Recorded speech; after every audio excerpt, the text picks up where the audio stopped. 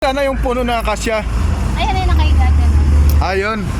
Gagawing ano ba yon? Historical tree kasi siya. Itatayo na lang siya.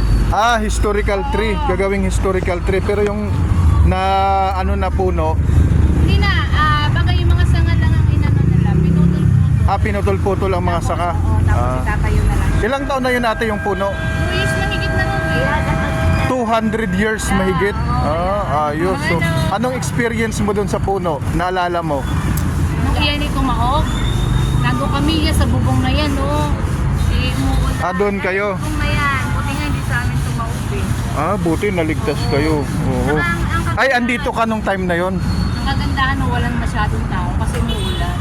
Buti na lang kasi linggo yun no? Maraming tao. Pero kung yun ay gabi, marami-raming magsisimba. Maraming madadali. Oo, kasi kumbaga walang araw. Wala talaga. Oo. Kaya swerte Buti na swerte. Mainit nung araw na yun, no? Oo. Saka maulan, wala siyang masyadong tao. Opo, buti na lang at maulan nung time na yun, wala masyadong tao na dito kasi maulan. Ang kinatakot ko nga lang, pagbagsak ng puno, di ba may dalawang sasakyan na ano, inisip ko baka kakamay tao yung sasakyan, buti naman wala. Buti walang tao yung sasakyan, no? Ganun pala yung kapag yung actual mo nang nakikita yung aksidente. Oo. Nawawalan ka ng nasashock ka, parang hindi ka makakilos. Oo. Kasi nakita mo mismong actual eh. Pagbagsak naman niya, dahan-dahan lang eh. Hindi siya biglang gano'n. Dahan-dahan lang yung pagbagsak niya. Ayos. Kaya ang kilita talaga namin. So, ilang taon na po kayo ate nagtitinda ng mga ano rito? Ng mga, Tagal na. ang tawag, sampagita? Bata pa ako talaga pa. Mga ilang taon? Mga 30 years, sobra. Oo, sobra. Sobra 30 years na. Ayos. Si ate, suki ko po rito sa Taytay, simbahan ng Taytay. St. John the Baptist Church sa Taytay, Rizal. So, yan yung po yung suki namin. Na-experience niya yung kung paano natumba yung puno ng kahoy na almost 200 years na dito sa harap ng simbahan mismo ng Taytay. Puno ng ano yun ate? Akasya. Opo. Sige. Okay po. Salamat po ate. Pupunta tayo doon sa puno ng akasya para matingnan natin. Ito na oh. Ate, thank you Pasok tayo dito. So guys, ito na po yung simbahan ng St. John the Baptist Church. At ito na po yun guys, yung natumbang puno ng akasya. So, more than 200 years na daw po ito, ang puno ng akasya. Ito na yun kuya, yung puno ng akasya, no? Anong gagawin dyan kuya? Gawing display? Apo. Oo, para at least ma-refresh pa rin yung ano niya, yung historical ano niya, no? Ng simbahan ng Taytay na ilang taon na yan dito kuya? 100 ka. Sobra 100 years. Sige, sobrang tagal na pala ito, puno ng akasya. Sige. Sige kuya, salamat po. Diyan na natin ito ang puno ng akasya na sobrang tagal na po dito sa harap mismo ng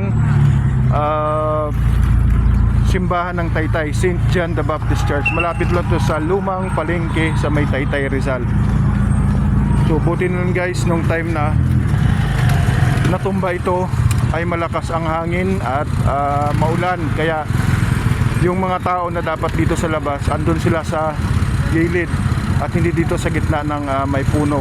Kaya buti na lang daw hindi gabi ito na tumba, kasi kung gabi baka maraming tao dito sa labas ng harap ng simbahan. So ito guys, ang puno ng akasya to kuya, no? Apo. Ayan. Yan po yung loob ng puno ng akasya. Yeah.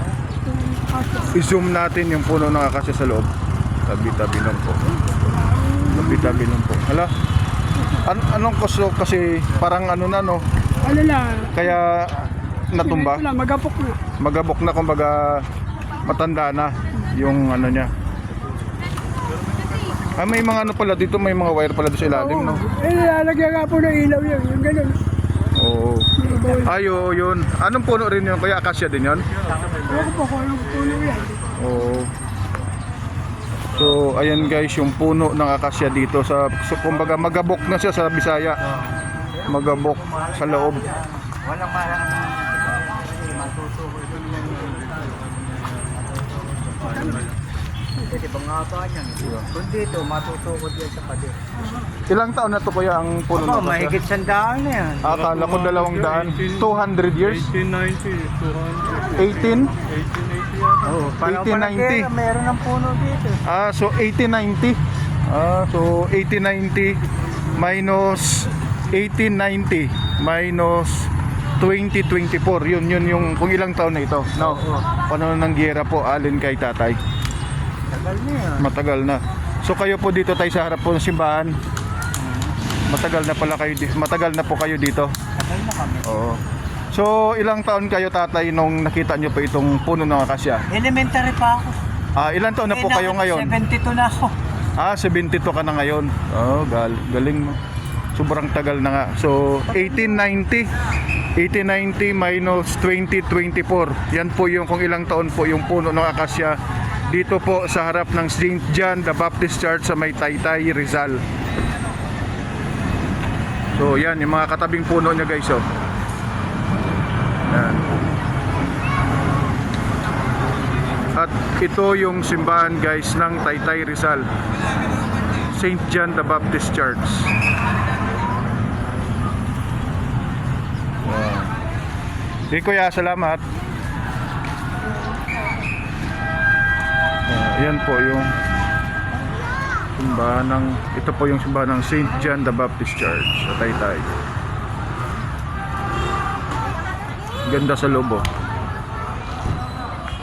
Napakaganda sa loob ng St. John the Baptist Church, Taytay, Rizal. Yan po yung sa loob guys.